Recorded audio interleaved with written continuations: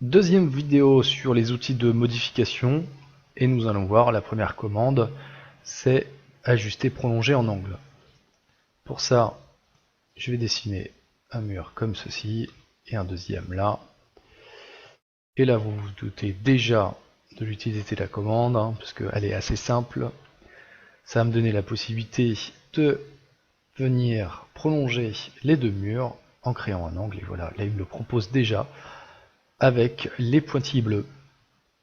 Donc là, si je suis d'accord avec ça, je vais cliquer gauche et il va me prolonger automatiquement l'angle. Je passe aux autres outils ici, prolonger un seul ou plusieurs éléments. Ils vont fonctionner de la même manière. Donc, exemple toujours avec un mur ici et un mur ici. Si je souhaite prolonger ce mur, eh bien, je sélectionne l'outil ajuster prolonger. Je sélectionne ici la face du mur que je souhaite rattacher, ou prolonger plutôt, et je vais cliquer sur le mur, et là déjà il me propose en pointillé ce que je vais obtenir, et je clique gauche pour valider. Voilà, ça c'est pour un seul élément. Si je veux en faire plusieurs, eh bien ça va être le même principe, sauf que là je vais avoir deux éléments à venir prolonger sur le mur. Donc je clique pareil sur la face du mur où je souhaite que les éléments soient raccrochés, et je vais pouvoir enchaîner comme ça plusieurs éléments, plusieurs murs qui vont venir se rattacher, se prolonger sur ce mur ici. Voilà, quelque chose là pour le moment c'est assez simple. Sur l'outil maintenant scinder l'élément.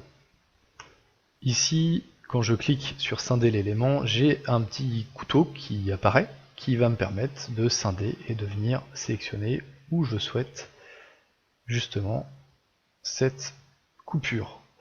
Je peux, et là vous le voyez avec la cote temporaire, sélectionner et donc choisir directement là où je souhaite avoir la scission, là par exemple. Et voilà, je vais avoir ici deux murs distincts qui vont évidemment être séparés. Je peux, et là je vais revenir en arrière, scinder aussi avec un espace que j'aurais déterminé à l'avance. En cliquant ici sur cet outil, j'ai l'espace entre les joints. Là il est de 0,0254, on va le mettre à 0,5 pour bien visualiser ce que ça donne. Alors, effectivement, la valeur spécifiée est en dehors des limites. C'est vrai que du coup je ne peux pas aller en dessous 0,16 et au-dessus de 0,3048. Donc je vais plutôt mettre 0,03 et je vais choisir ma scission, l'endroit où je veux créer la coupure, et je clique gauche. Et là automatiquement vous voyez qu'il a créé un espace entre les deux éléments.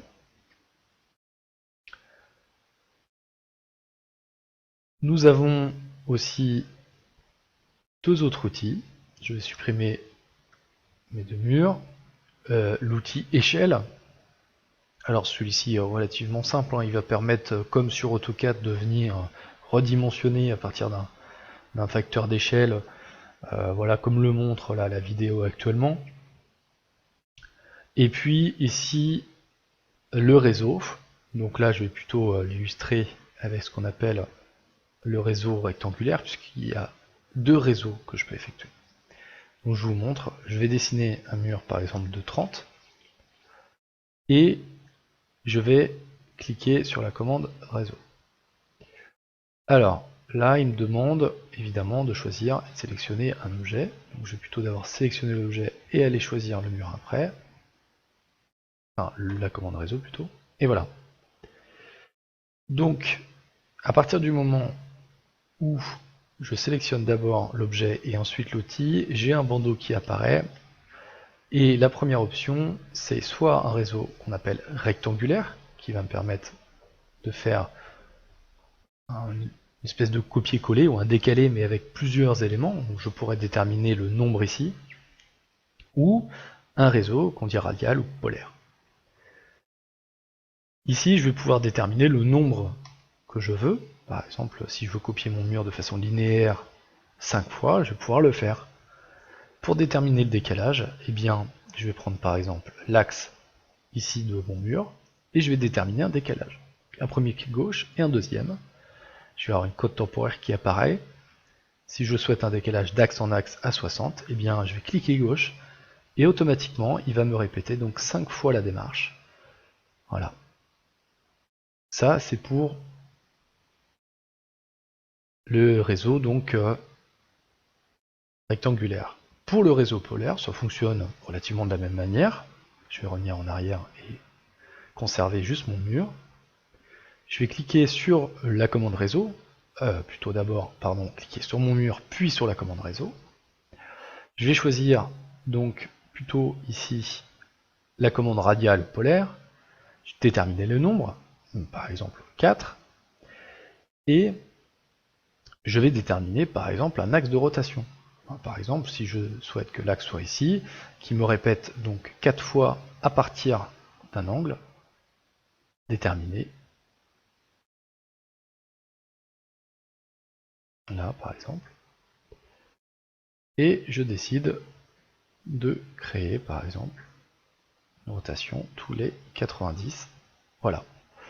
Et bien là, tous les 90 degrés, il m'a répété au nombre de 4, donc mon mur. Voilà.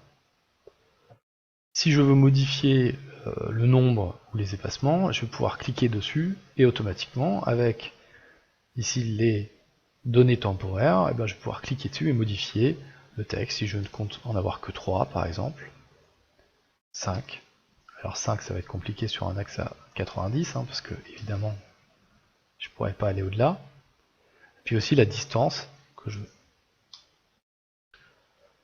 Voilà pour le réseau polaire, et ça fonctionne de la même manière sur le réseau rectangulaire. Si je reviens en arrière sur mon réseau rectangulaire, si je peux y arriver, voilà, on va le refaire à la limite. Donc là, mon réseau rectangulaire, si je souhaite un nombre de 5, le répéter d'après un axe tous les 60, et bien en cliquant dessus, vous voyez que j'ai une cote temporaire et je pourrais très bien décider d'augmenter le nombre à répéter en réseau, déterminé par un axe, on l'a vu tout à l'heure, à 60. Voilà pour les commandes de modification, on a fait le tour principalement.